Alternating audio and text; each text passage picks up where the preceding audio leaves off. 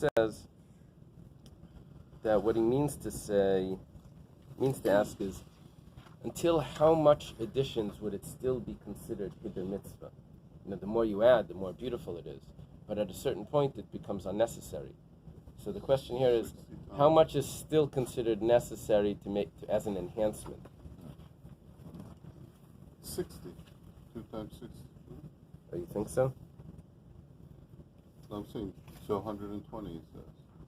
So let's see. So Amar Rav Huna, it's actually supposed to be Rav Huna bar Zavdi. And Ba'amila, Amar Rav Zavdi. And some say that it's Rav Zavdi himself. Rav Huna bar Zavdi or Rav Zavdi. What does he say? Ad me'av esrim, until 120. What are you smiling about? Okay. He's already missing. He's missing the rabbi. Until 120, which would mean 60 of each trumpet, right? Shnemar v'imam kainim l'me'av esrim, mechatzishim b'chatzeitris. That are trumpeters. Okay. So until then, it would still be considered an enhancement. After that, it's not considered an enhancement. After that, symphony becomes cacophony. Right. Trumpets. These are the silver trumpets, right? I guess so. Sorry? So the trumpets. They also had the harps. Mitisha Kinaris.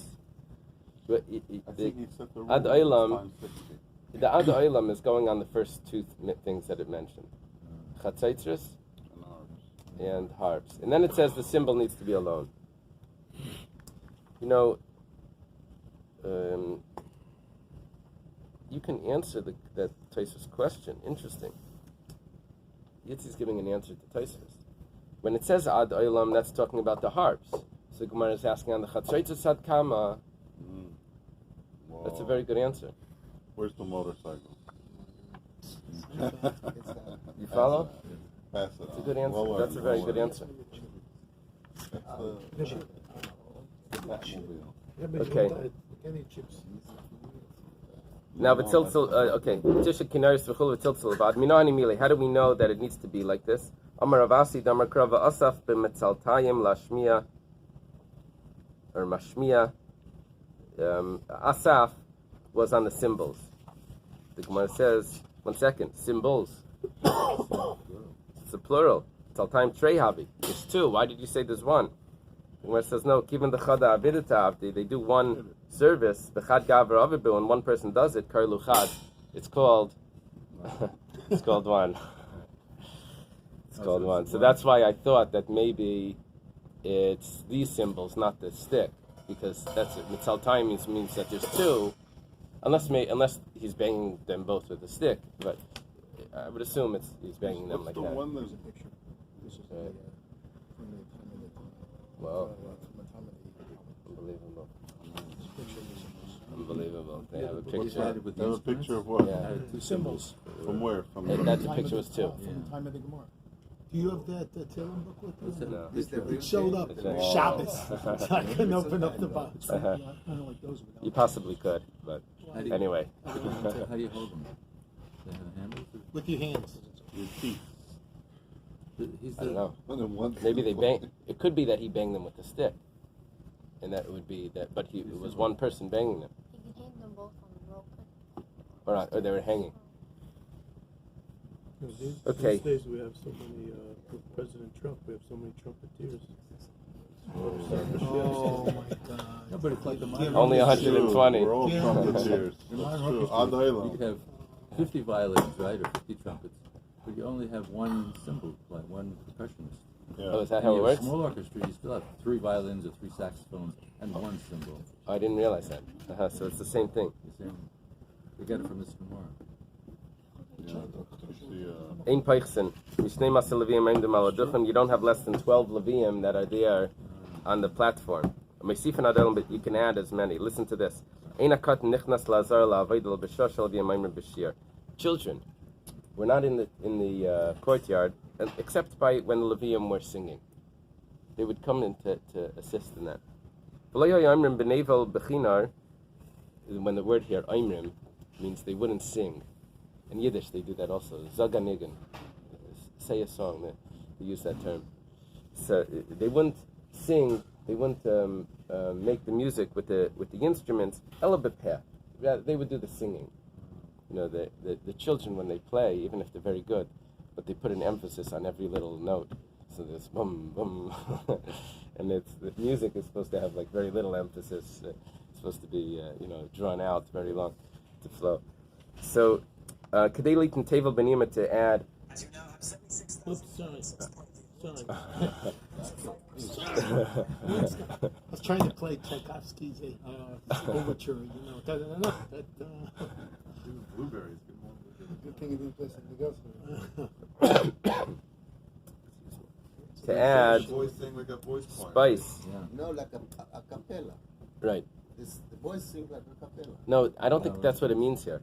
To give spice to the sweetness. Rabbi Lezer ben Yaakov says, "Ein oil leminyan, vein oil leduchen." He said, "V'lo hayu omdim b'nevel u'b'kinor." Right. They don't have in the mouth. What does it mean? In a cappella, you can make the guitar or this. Oh, I understood. You might be right, but I understood the Mishnah that they would sing the song of the day together with the music that was being played. So I understood that the choir was the children part of the choir. That's what, or harmony. I didn't understand that they were doing drums or different sounds with their mouth. Yeah, but the orchestra still playing instruments. Okay. They wouldn't stand on the platform. They weren't part of the 12. Their heads were amongst the feet, the children. Their heads were amongst the feet of the Levium. They were called the pain to the Levium. We'll see why. We'll see why. It says the trumpets as cadets.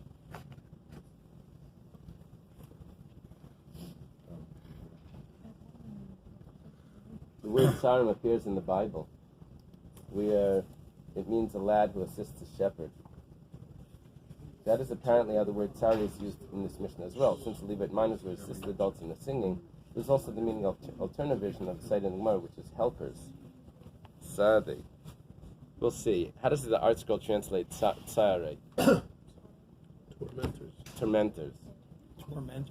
Yeah, we'll see. We'll see in the Gemara. Maybe their voices. The Gemara says, Hani Kneged me. What do these correspond to when it says that there's 12?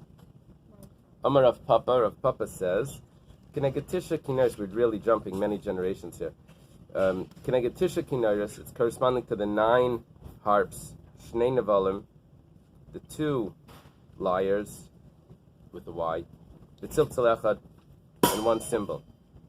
Shenemar hu ubanav ve'echav shnei maser. When it spoke about Asaph, it's him, his brothers, and his sons is together 12. Okay. What happened to the trumpets? What do you mean he and his brothers? I thought we said only one. Right.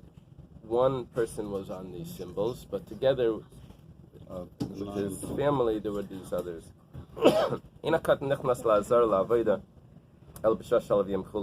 child doesn't go into the courtyard unless they're doing the singing. Minani Mili, where do we know this? Amar Rabbi Yochanan Damakra, Vayamid Yeshua, Banav Achiv, Kadmiel, Uvanav Bnei Yehuda, Ke'echad Lenatseach, Al Hamalacha, Bebeso Elikim. How does that show us? That they would come in over there, Lenatseach, Al Hamalacha. It says their sons. So it says, Bnei Yehuda, the sons would come in, but is this referring to the music? Okay. Okay. They would not do the music. Now we'll see what you're mentioning. We did not do the music, rather the children would sing, or make music with their mouth or sing. L'meimra. Does this mean to say the nevel lachud v'kina lachud? When it says loy nevel v'loy b'china, the way it's put, it's not with the lyre, not with the harp. Let's say our Mishnah is not like Rabbi Yehuda. The Tanya was taught in the Brayso. Rabbi Yehuda. The harp of the base of Mikdash was made out of 7 strands. Until it says Soiva Smachis, like satisfied with happiness. It says don't call it satisfied, call it 7. It's referring to a harp has 7 strands. V'shal Yemaisa Mashiach is Shmaina. In the days of Mashiach, it has 8 strands. Shneim alam netzeach al hashminas. Al nima shminas, on the 8 strands. Shalolam haba, but from the world to come, Eser is 10. Shnemar alei aser v'alei nevel alei higayin bechinar. V'omer haidul Hashem bechinar nevel aser zamrulai. Shir Shir Chadash. It says Shir Chadash. Shir Chadash means that it's in the world to come, instead of Shir Chadasha. Shir Chadasha is Lashon Nekeva. Shira Chadasha. And that's referring to what it says in the Mechilta, that a Nekeva gives birth, so too the salvations that we have also give birth in nowadays, but there's pain along with that. However, in the world to come, it's Shir Chadash, which is there's no pain in that. So that's there's no negativity along with that. It's just like perfect. So here we say Haidul Hashem Bechinar B'Nevel Aser. And Bechinar and B'Nevel go together. It's saying a harp lyre of 10 strings. It puts them together. That really, Bechinar and Nevel is one instrument. That's the opinion of Rabbi Yehuda. Because this is all Rabbi Yehuda Aimer. So in our Mishnah says that a Kinar and a Nevel are 2 separate ones. The Gemara says, Afil Tem Rabbi Yehuda. L'yolam Abba, you could say it's Rabbi Yehuda. Why in Olam Abba does he call it Kinar and Nevel? I didn't Rafishi Nimindi Day Nafish Kaliki Nevel Karile Nevel. Because the harp has extra strings, the music is much fine, is much more. It has more sound, so it can more also sound, include the female. so it can include the sound of the navel as well. I thought the navel, in the pictures we had, the navel was a type of string instrument. But I saw somewhere that a navel is actually. Yeah, Rashi says a navel is a wind instrument. Isn't that interesting? You have that also. But how do you have, in the picture we saw that. When you have strings, you can blow in the strings on the top of the holes. So you can make a wind instrument with strings? You can make a wind instrument with strings on top of the holes. So when you press down, you can cover all the holes, but you can touch them. You can touch the strings. Yeah, so you're pushing down on strings and you're blowing? And you're also stopping the holes. Hit it. Uh-huh. No, you gotta hit it. There you go. When you put hear in this? navel and Late Hebrew, night. You get a type of shows up. string instrument. Right. Rashi says that a navel is a wind instrument. So he's saying that maybe it has strings that when you press on the strings and you stop the holes that you're blowing through. But then how's the music made? Is the music made through the wind or through So the... usually when like you do it. a flute, like after you play a flute, you press down more I've holes. seen it With once. this, you can do like, press down one, and Here's it's the guy who does the drum, and then he has to. So it would just be a shorter way to do it. Interesting. Rabbi Leslie, How does the string vibrate? is the string vibrating with your wind, with your blowing, or with your fingers? Probably Uh-huh. Rabbi Elazar ben Yaakov Aimer, Ein Olam min Aminyan. Rabbi Elazar ben Yaakov says that the children are not counted as part of the 12. Tana v'sayedei Leviim hayu nikraim. One brisa says that they were support for the Leviim. The Tana Didan, but our Mishnah says, Kivan dahani katin kalayu, because their voices are very soft. V'hani av kalayu, and the adults have a deep voice. Hani mekatati v'hani loy mekatati. These can make their voices go very, very thin. And these cannot. Sakar lutzari. That's what they're called, the tormentors. You have that here? That they're tormentors? They're called tsari. They cause adult anguish. So, well, I think what it means is that when everyone's singing, and then some people start to go higher, and the adults are trying to go that high, and they're like straining themselves. It's called stop going so. They're saying like stop going so high. You're hurting my voice. So that's what. Hadron Alachin Nerachin Lineder. We start a new parak. Yesh be'erchin lahakal ulahachmer. When it comes to erachin, when someone says that he's going to pledge a certain amount of a certain person's value, there's a leniency in that and the stringency in that. The leniency is that even if the person is very special, talented, and all of that, he could be a wonderful slave, you still only have to pay that certain amount. The stringency in that is even if he's not good for anything, you still have to pay that amount. That's the stringency. If someone is redeeming an inherited field from Hektish, also the same amount, there's the same amount per field, and it doesn't matter if it's a good field or a lousy field. It's always the same amount. That's a leniency and a stringency. Exactly the same. If a shara muad kills a slave, there's 30 coins that the owner of the ox needs to pay, and it doesn't matter what type of slave it is. That's a stringency and a leniency. Also, if a man rapes or seduces or puts a bad name on his new wife, there's a certain amount that he has to pay as a fine for all of that, and that's a stringency and a leniency because could be it was more damage or. We're going to go back to explain what's the leniency and the stringency by Erachin. Ketzad, how is this echad shereches anasha b'Yisrael? If someone pledges the most noah, the most probably means pretty, but beautiful, of the Jewish people, Vesakar Shabisrael, and the most ugly. Nice and Chamish himself, it doesn't matter, he has to pay 50 coins.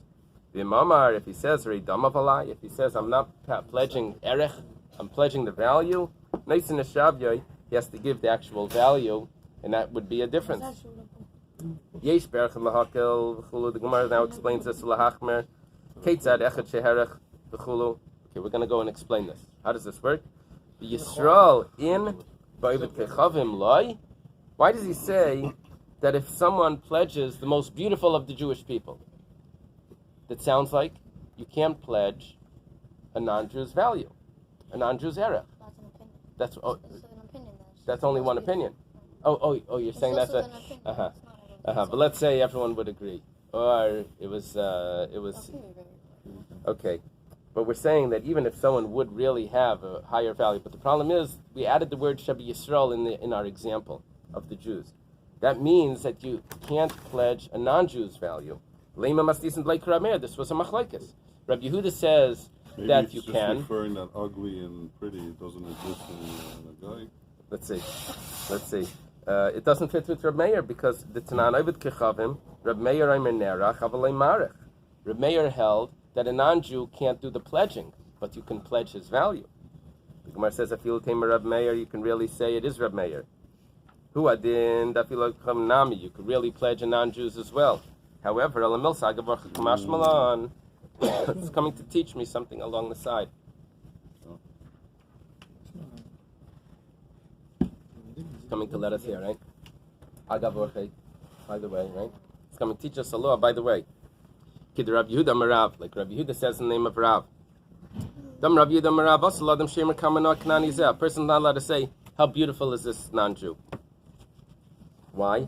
Because people are going to say, oh, a non-Jew is beautiful. Oh, let me go and try to be like that. V'lisnei asanor shebi-Yisrael v'asakar shebeknanim. Then why don't you say the extremes? The most beautiful Jew and the most ugly non-Jew. That would be the example. We're talking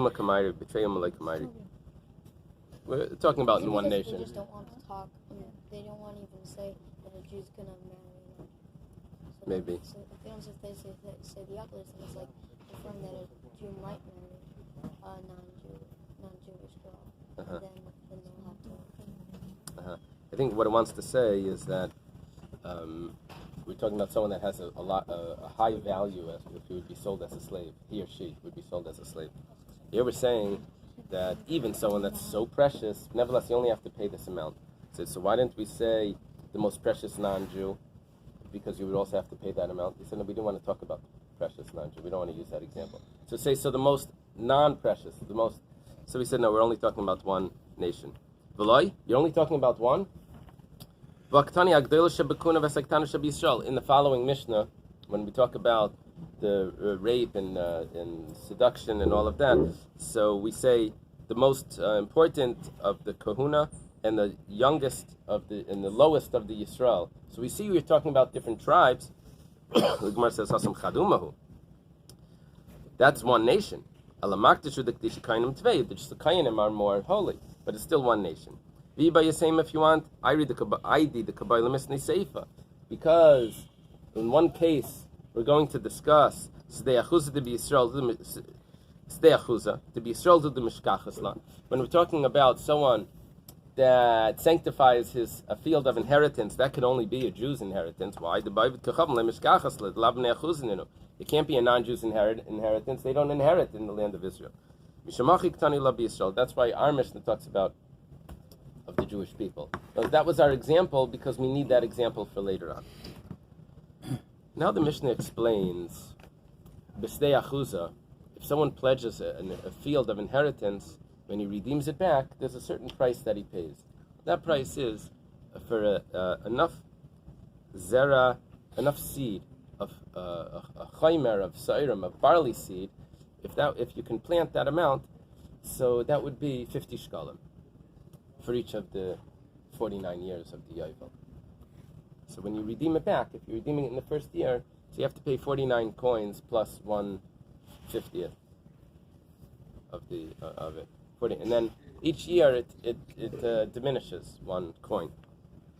If someone is redeeming this field of inheritance, Ketzad, how's the case? Echad makdish b'chela samachos.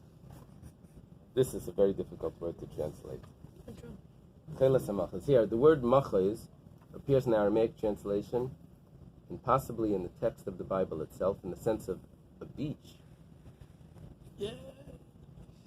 Targumunculus on Genesis 49. Assuming the usage here, the Gemara is speaking of the sand on the beach, talking about land that you can't grow anything in. Alternatively, it's referring to the city on the coast called Machois, whose existence attested to by the name of the sage Rab Abba Yossi of Machois, although there are 2 known towns with similar names. Based on the Tosefta, the Mishnah is referring to a town known as Machois near Ashdod rather than the town of Machois. What's the word? It has to be near Tishon. Can't be I assume so. famous city called What's the word? Mechuzah. Mechuzah is in Bavel. Bavel. Rashi says that Machois, that first of all, the word Bechoilas comes from the word surrounding. Machal. Right? מחוז יכול להיות גם area. מחוז. Right.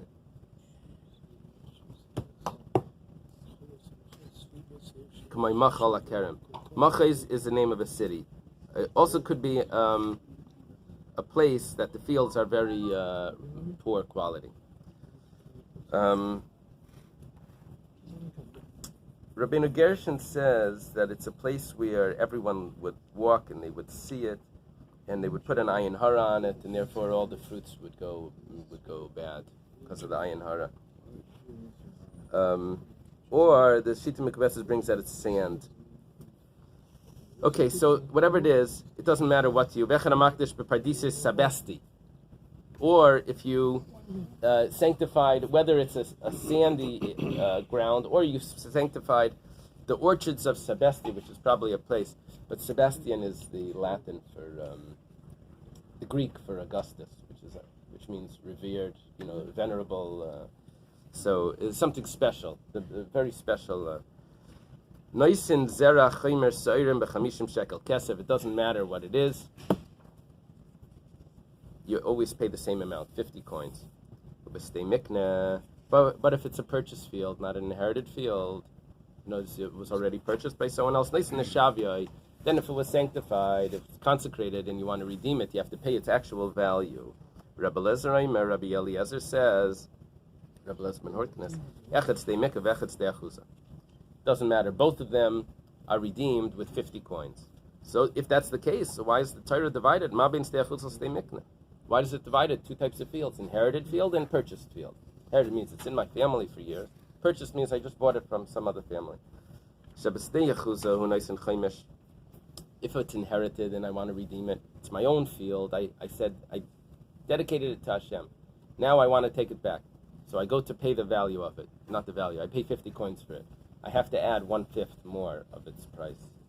Because when the person himself redeems his own property, he has to pay an extra 1/5. But Stay Mikna, he's not the real owner of it when he redeems it. He bought it off someone else.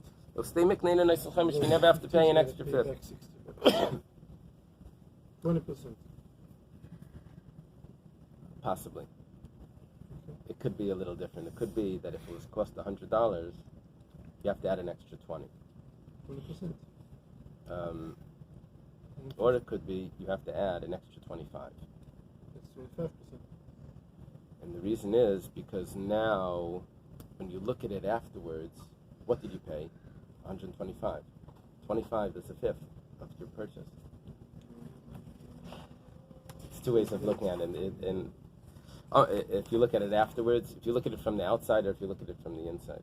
So it's milbar and milgav. Bar means outside and gav means inside. Amar Rav Huna. Rav Huna says, Pikdish sadeh malaya ilanes.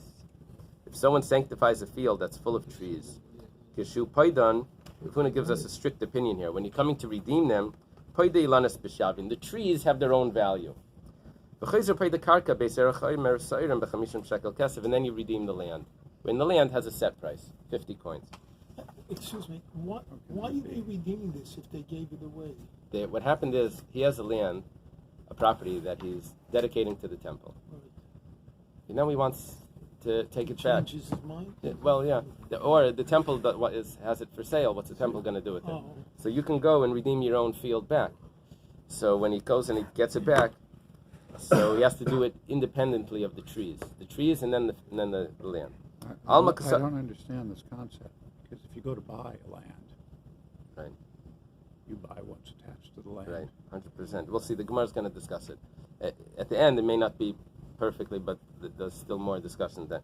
Alma, we see, Kasavar Rav Huna, the Makdish, Bayin Yafa Makdish.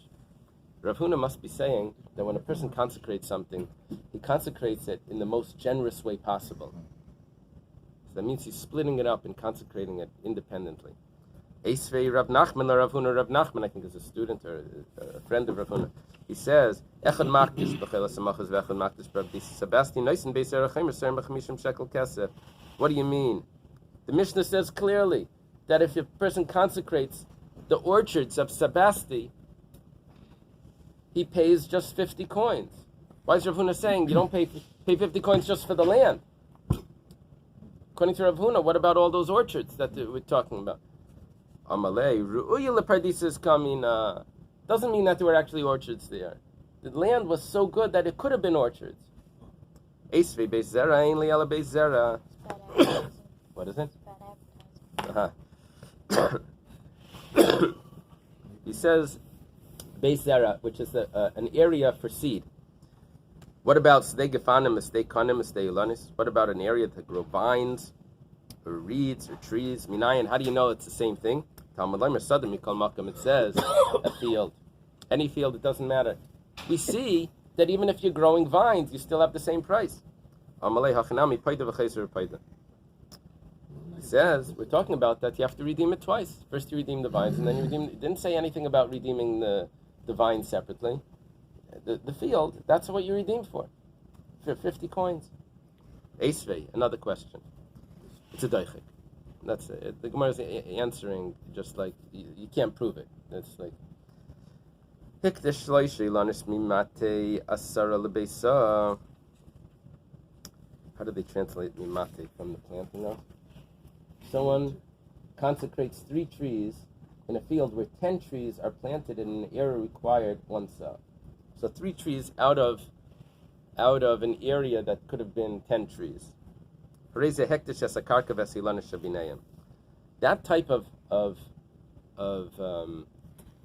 consecration, of making this sanctified, because you sanctified trees in a specific area, so it consecrates the land together with it. So therefore, kashu paida, when you redeem it, paida beis zera chaymer sayim b'chamishim shekel kesef, you redeem the land with 50 coins. Even though you said you're consecrating the trees, but the land automatically gets consecrated. Pachis mikana yeser al kain. If there's less trees or more trees, or you consecrated one tree at a time, then you only consecrated those specific items that you said. It doesn't automatically include the land between them and the small trees between them. Not only that, even if someone consecrated the trees themselves, and then he consecrates the land, when he redeems them, the trees are redeemed with their value, and the land is redeemed by 50 coins. The question is, when we spoke about consecrating the trees and the land goes automatically, we said you only redeem the land. If you want to say that it means you redeem first the trees and then you redeem the land, you didn't mention that, but that's what it means to say. Hamida Seifa, but if you look at the end case, when you consecrated the trees and then you consecrated the land, over there it says Paida v'chezu Paida, over there it says you redeem the trees and then you redeem the land. Mechlal derei shalai. Because that was only the law in the second case, it sounds like in the first case you don't have to do that, which means you only redeem the land. It's a kasha on Rav Huna that says that you have to redeem the trees independently of the land. Elohamani, Reb Shimoni. The Gemara says this brisa we have to say is a different opinion. Rav Huna says that when someone consecrates something, he consecrates it in the most generous manner,